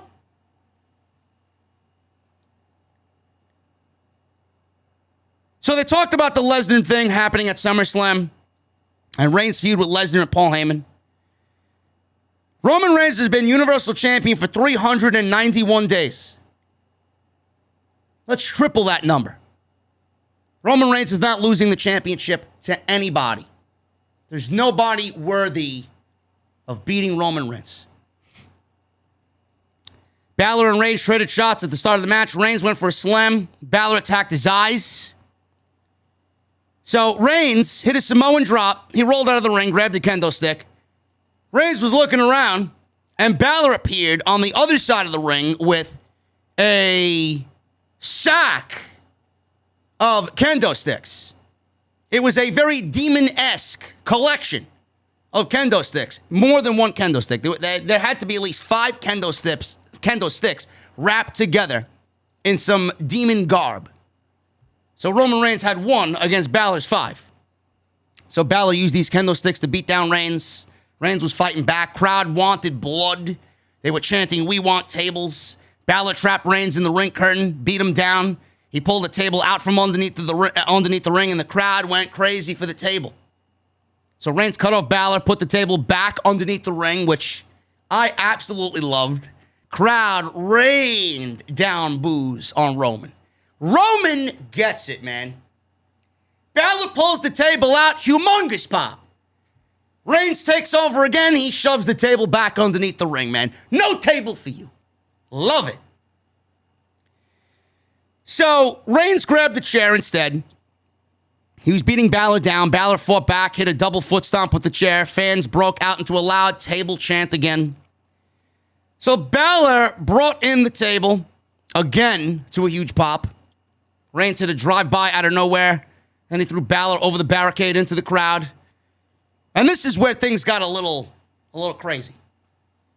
So Balor's over the barricade. Reigns clearly has to go into the crowd now as they brawl in the crowd. Reigns puts on a black face covering. Covers his face, puts on a face mask. Because he's going to be in and around the general public now. And you all know Roman Reigns has a compromised immune system. So he did good there. He's keeping a mindful eye about what he's doing to ensure his health, which is fine. Had no problem with him putting a mask on going into the crowd. In fact, it actually enhanced everything that's going on here. So not only is he taking care of himself, he actually enhanced his image with the mask on after he was posing in front of the crowd after he took care of Balor. I'll get to that in a second. So he throws Balor into the crowd. Reigns puts on a mask. He brawls with Balor into the crowd. They fought near the kickoff panel table. The glass table that's there with the kickoff panel. So Balor hit a crossbody off the panel onto the table. Reigns then is looking around, and there's a second table about, and they brawl in and around this area, and Balor hits this crossbody off the panel table onto Reigns through a second table. So we got a table that broke. Reigns was in this instant. Before the table spot, he was looking into the crowd, and it almost reminded me, he legitimately looked like Bane from The Dark Knight. And right after, I believe, it was the scene in The Dark Knight where Bane walked out of the Wall Street stock market, and the stock market got shot up in The Dark Knight Rises. And Bane walks out of the stock market, and he's just embracing everybody in the streets. Chaos is happening. Reigns legitimately looked like that with the mask on. He looked fucking great. He looked like a fucking comic book villain. Just standing there with the mask on. Loved it. That's why I said it enhanced his image more than it did anything. So he goes through this second table. In the ring now, Balor set up the first table. He slid underneath the ring, and he slammed Balor through the table. Reigns recovered. Fans broke into a "This is awesome" chant. This was getting awesome. Reigns missed a Superman punch. Balor hit a Pele kick. Reigns recovered, hit a Superman punch for a 2 count. Reigns went for a spear. Balor countered with a kick to the face. He followed up with a sling blade. Balor went for a shotgun dropkick. Reigns hit a spear. Thought it could have been the end. Only got a 2 count. Balor kicked out of this spear, and he shot up with a kick out, and his arm went right underneath Roman Reigns and gave him a low blow. It was the same thing that Reigns did to Balor in their title match on SmackDown. So Balor was getting some revenge on Roman Reigns. So Balor took a dive to the floor on Roman. He followed up with a coup de grace. He's looking for the win. The Usos came out and broke up the pin. They start beating down Balor with double super kicks. They set up a table at ringside. Balor fought back, took Jimmy out. Balor gave Jay a powerbomb through the announce table. So that got a huge pop. Fans were going crazy when Reigns speared Balor through the barricade. This was legit chaos back and fucking forth, man. Super kicks to Balor. Balor recovers. He throws one of the Usos through the announce table. Reigns takes Balor, spears him through the barricade in the timekeeper's area, man. This was fucking chaos. I'm loving all this shit, man. This was awesome. This was really awesome. Suddenly, the lights turn red. Balor is laying face first on the floor. Lights turn red, very similar to his entrance. And then we get the heartbeat of Balor's entrance music playing on the PA system. Slowly but surely, Balor is kicking out. He's like flopping around like a fish on the floor, right in front of the timekeeper's area. Balor suddenly jumped to his feet. When you get that part of Balor's theme music that does the, oh, and it hits the main theme. It hits the main theme. He jumps up. He's impervious to fucking pain. Fucking Pat McAfee said there was a demonic possession live on Extreme Rules tonight. He gets up. His music starts playing. His theme music starts playing as he's beating down Reigns and the Usos. Balor then puts Reigns through a table as he suddenly is now demonically possessed.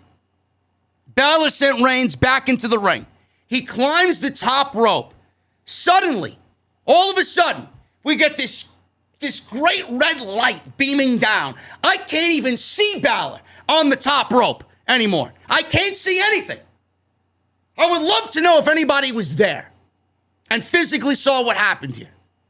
The light was so bright, I couldn't even see Balor. All of a sudden, I hear this breaking noise happen in the ring.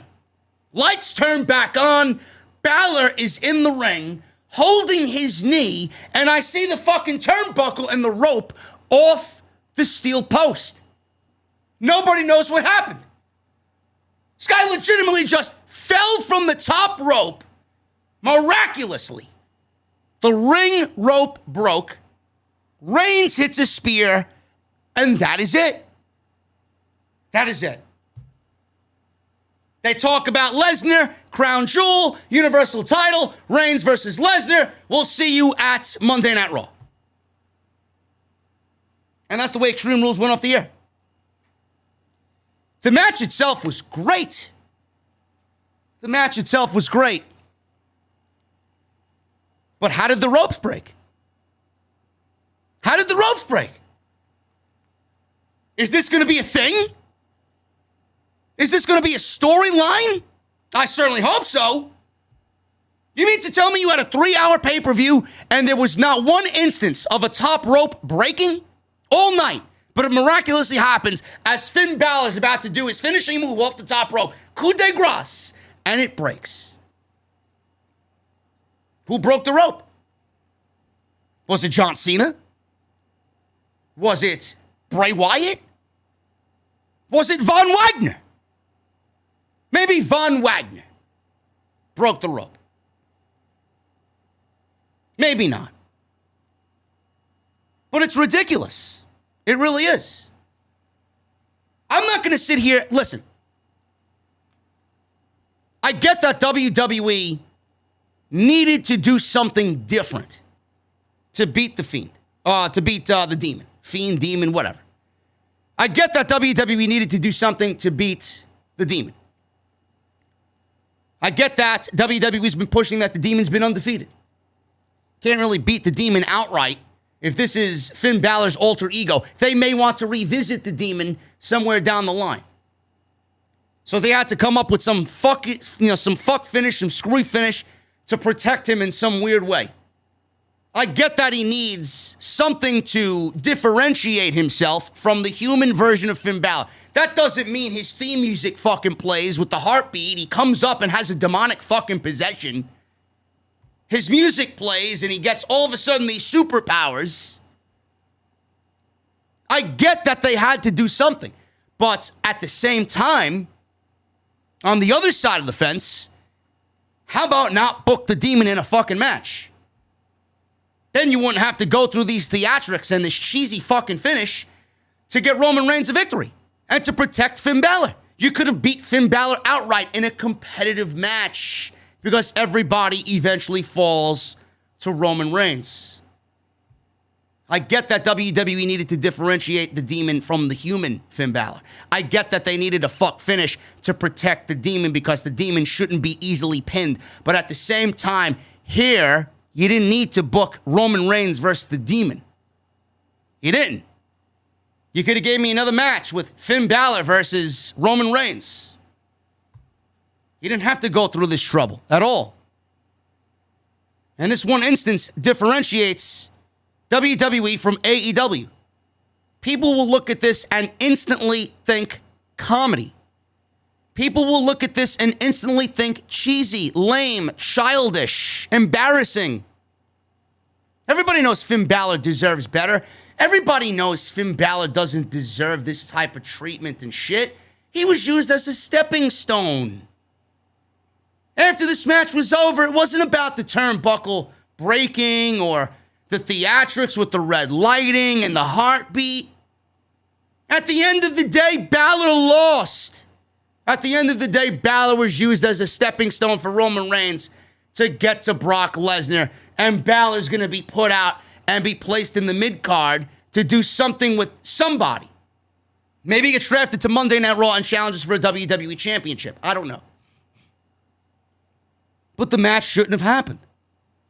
If you weren't in a position to beat the Demon, then why put the Demon in a position to be beat? You back yourself into these creative corners all the time, and you make yourself look stupid. Nobody is beating Roman. You were better off giving us a one-on-one match where Roman could look strong and just beat him 1, 2, 3. Have Balor look strong in defeat. Have him lose 1, 2, 3. Instead, you make Balor look bad because he already lost to Roman, and then the Demon has these fucking ropes breaking. He looks like a complete fucking buffoon. Now, the WWE make this into a storyline? I don't know. Maybe they do. I certainly fucking hope so with the way the show ended. Maybe they don't do anything. All I know is WWE, they needed to do something. What they did was childish and embarrassing. Not needed. And Balor doesn't look any good for it. He doesn't look any better for it. How does this make Finn Balor? Some people were telling me Balor was protected here. From what? The fuck was he protected from? He looks like a clown. Roman Reigns is the Universal Champion. This was inevitable. He beats Balor. He goes on to Lesnar. And then after that, he beats Lesnar. Don't know where they go from here. I'm hoping that WWE has a story. I'm hoping WWE has a story for what they did with Finn Balor and the rope breaking tonight at Extreme Rules. Guys, that's it. That is the Extreme Rules post show. I have super chats to go over. And I want to thank you guys for joining me on the show tonight, man. If you guys want to hang out, I'd love to have you. Get them on in. It's last call at the bar. So get those super chats on in right now, man. Hit that thumbs up. We got 1,300. You guys are fucking great, man. You guys are fucking awesome, man. Now that we got 1,300, we still got 3,100 in the chat, in the venue. Let's try for 1,500. Can we do 1,500 likes on the live stream tonight, man? Let's get it. I know you guys can do it. Thank you so much for tuning in. Follow me on social media at JD from NY206. That's Twitter and Instagram. Hit that subscribe button down below. Turn on the bell for notifications. Go check out all the other videos that you might have missed on the channel. Hit that join button. Become a VIP in the venue right here on Off the Script. And make sure you guys go check out Manscaped, man. Manscaped.com. You guys are going to use code SCRIPT20 at checkout to save 20% off and get free shipping. Go get your t-shirts as well, man. We got that new t-shirt on Bonfire. Go and check it out. Some great looking Off the Script merch. Bonfire.com, the exclusive home of Off the Script. I don't know, what is this VWO in the chat? Von Wagner order is what's going on now? Are we really doing the VWO in the chat? Oh my goodness, man. I'm telling you, bro, you're going to get Von Wagner over more than Bruce Pritchard and Vince McMahon are. Really. Von Wagner mania is running wild, brother. Anyway, guys, let's go over the super chats. Let me get into them. Gonna go right to the top. Theo with a $9.99 super chat. JD, I know it was at least a decent pay-per-view, but at least the title match at the end was good. Still needs a lot more work in the creative room. Hope your weekend was great. Theo, the show wasn't bad. It was run-of-the-mill, paint-by-numbers, formulaic WWE generic garbage. It wasn't bad. The Reigns match was great up until the ending. The Becky Lynch, Bianca Belair match was great up until the ending. I love the ending. Some people didn't. You know, the non-finish is going to anger some people. It didn't anger me. The triple threat match for the United States title was great. The tag team match with the Usos and the Street Profits was great. Some nice wrestling tonight. Sean Crockett with a $5 super chat. Wowzers. I watched this, and all I can say is a few matches were good, and most were marginal. Can't wait to hear your review. OTS for life. Thank you, Sean. I'd say it's a thumbs-up show. It's a thumbs-up show with some really good wrestling tonight. Wasn't perfect, and it really didn't mean anything, man. None of it was important. None of it was important. Captain Solo with a $5 super chat. Vince McMahon is getting desperate with that ending. The AEW effect is real. AEW has Vince shook. Vince is absolutely losing his mind. What the fuck? What the fuck?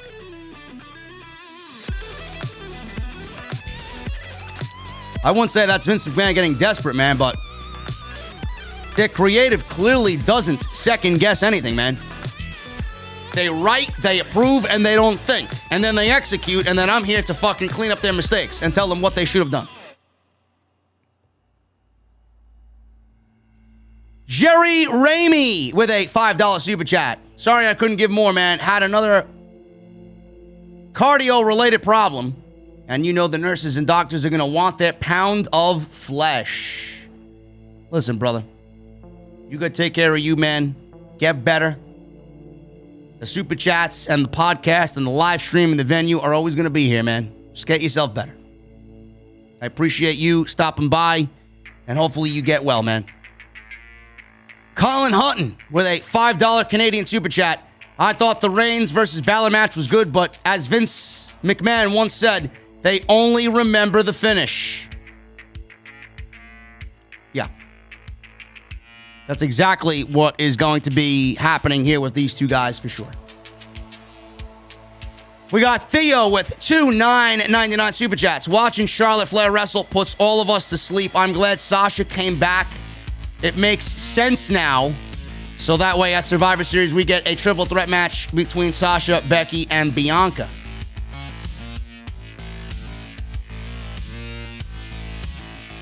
I could absolutely see them. I could absolutely see them moving one of them to SmackDown, for sure, or to one of them to Raw rather. Somebody's moving to Raw. Hey JD, do you mind if I throw some creative ideas to you about WWE, even though the creative team is garbage? Would you care to listen if I throw some to you? It depends, Theo. It depends. I don't usually like hearing creative ideas from other people. Matt Eagle with a $4.99 super chat. Vince must have soiled his adult diapers, laughing at how he planned the Demon's loss to Reigns. Must have thought a simple spear wasn't extreme enough.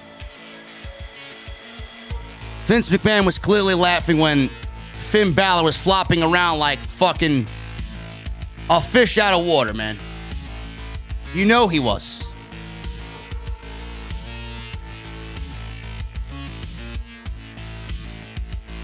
Brady McGrath and Aspect Caleb become new members of the OTS venue. Appreciate you guys very much, man. What are you guys drinking? What are you guys drinking, man? Munchie Time with a $9.99 super chat. WWE shows are the true Halloween attraction with how terrifying and awful they are.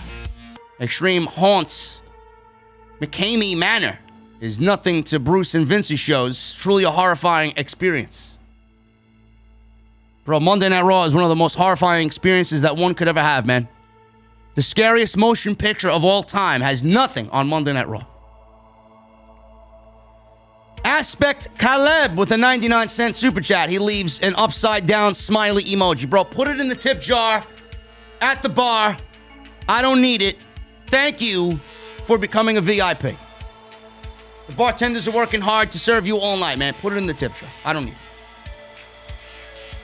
Jonathan Costello re-ups his membership for 7 months. Greetings, IWC Tribal Chief. What happened to tonight on Normal Rules? Did Papa Bruce and Chef Boyar Vince bring the garbage like no one could? Yes, they did, man. Yes, they did. Tyler Brittingham with a $4.99 super chat. JD, if I'm Finn, I'm requesting my release in jumping ship. I don't think Finn has too much longer there anyway, man. I think Finn's on his way to Japan when his contract's up.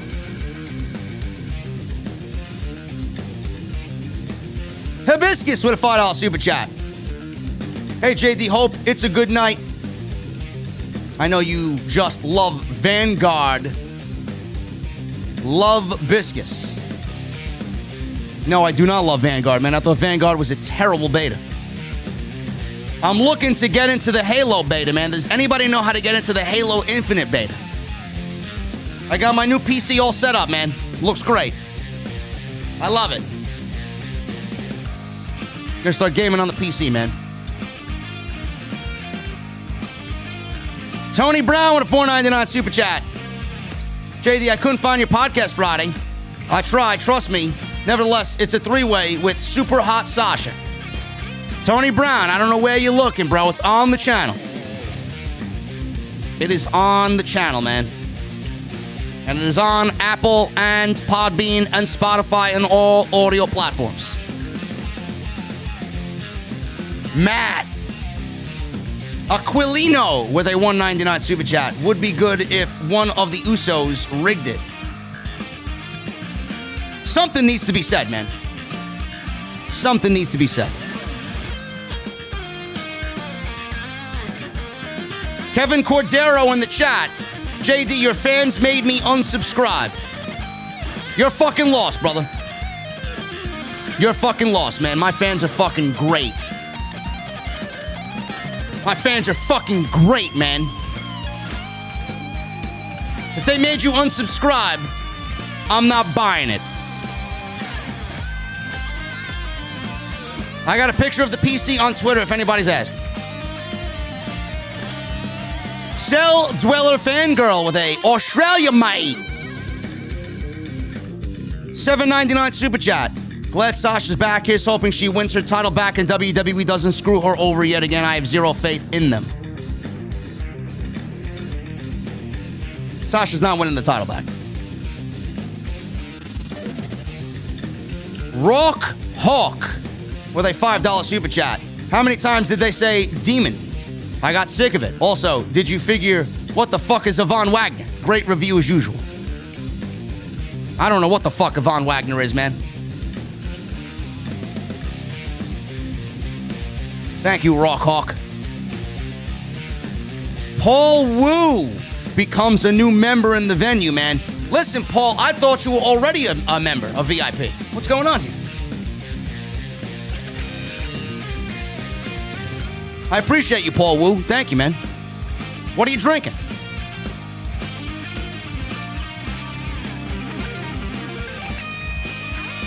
We got James with a $50 super chat. Thanks to you and thank you to the OTS fam. And most of all, a massive thank you to Osokui dropping a nuke to the GoFundMe, putting us over the goal. I wasn't going to get on tonight. I had a brother in arms killed in the line of duty today. I'm sorry to hear that, James. That's awful, man. And I got to personally message Osakui, man. I actually just followed him on Twitter. I got to hit him up. And the guy is just fucking out of his mind, man.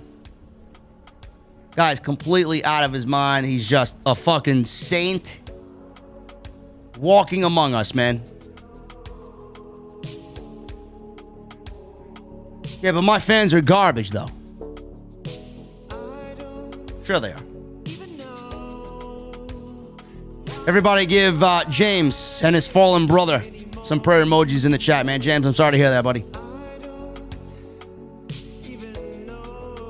Israel becomes a new member of the OTS venue. Thank you, man. What are you drinking? Sherry Ramey with a $10 super chat. Peacock is having buyer's remorse and wants to sabotage this crappy company. I'm glad Sharbat went all Highlander and chopped off the doll's head. Jedi Punk 85 with a $5 super chat. WWE should be embarrassed by that ending. Extreme Fools. AEW is the head of the table now. Looking forward to being on Dynamite Wednesday. Can't wait.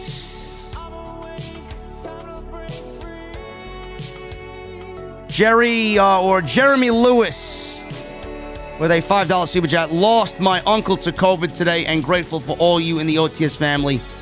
Figures God takes my uncle and goes heal the same day. Wonder how Miro feels.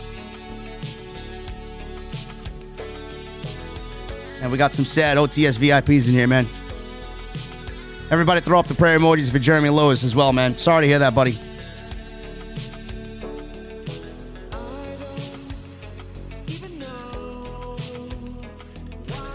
Please behave with a $5 super chat. How is WWE's women's division supposed to compete with Ruby Riott and Adam's Dentist? They can't. The AEW women's division is a lot better than the WWE one right now.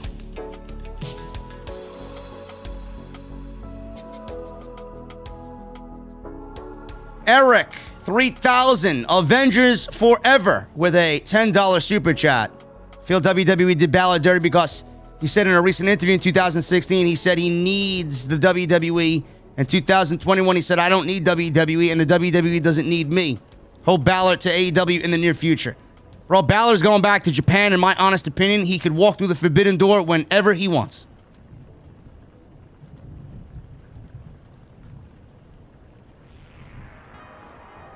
Cortland Moore becomes a new member in the venue, man. Becomes a VIP. What's up, brother? Thank you so much. What are you drinking?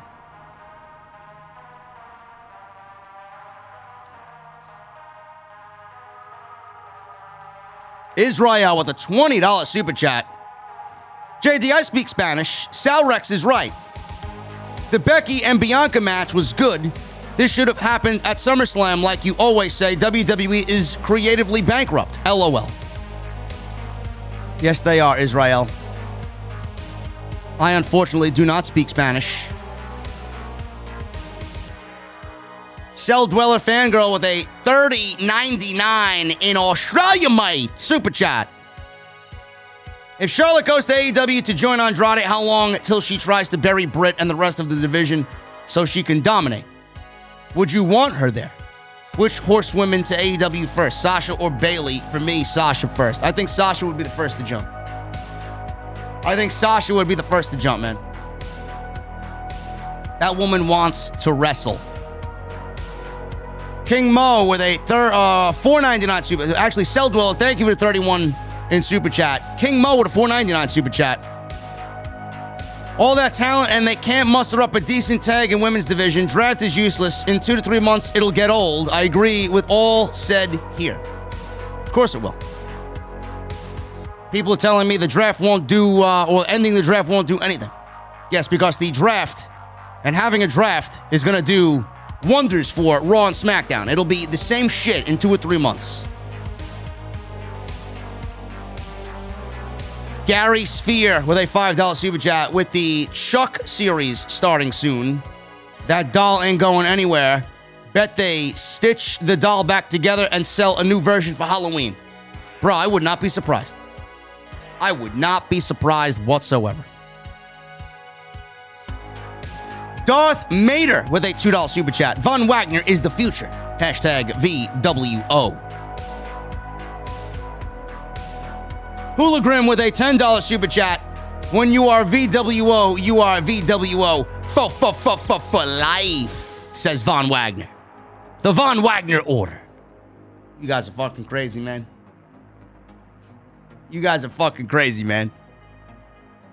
Brett the Hitman Hart with a $5 super chat. Jerry, me versus Austin in that submission match at WrestleMania 13 was better than anything WWE's done in the last 5 years. Listen, Brett, I agree with you. It's one of my favorite matches of all time.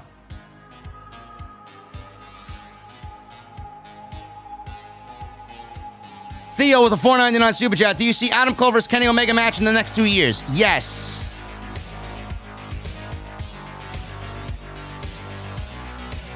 I'm going to assume this is Hooligram. Yes, it is. He changed his name. Wagner Mania running wild. The Iron Sheik with a $2 super chat. Hulk Hogan is a blonde Hollywood jabroni.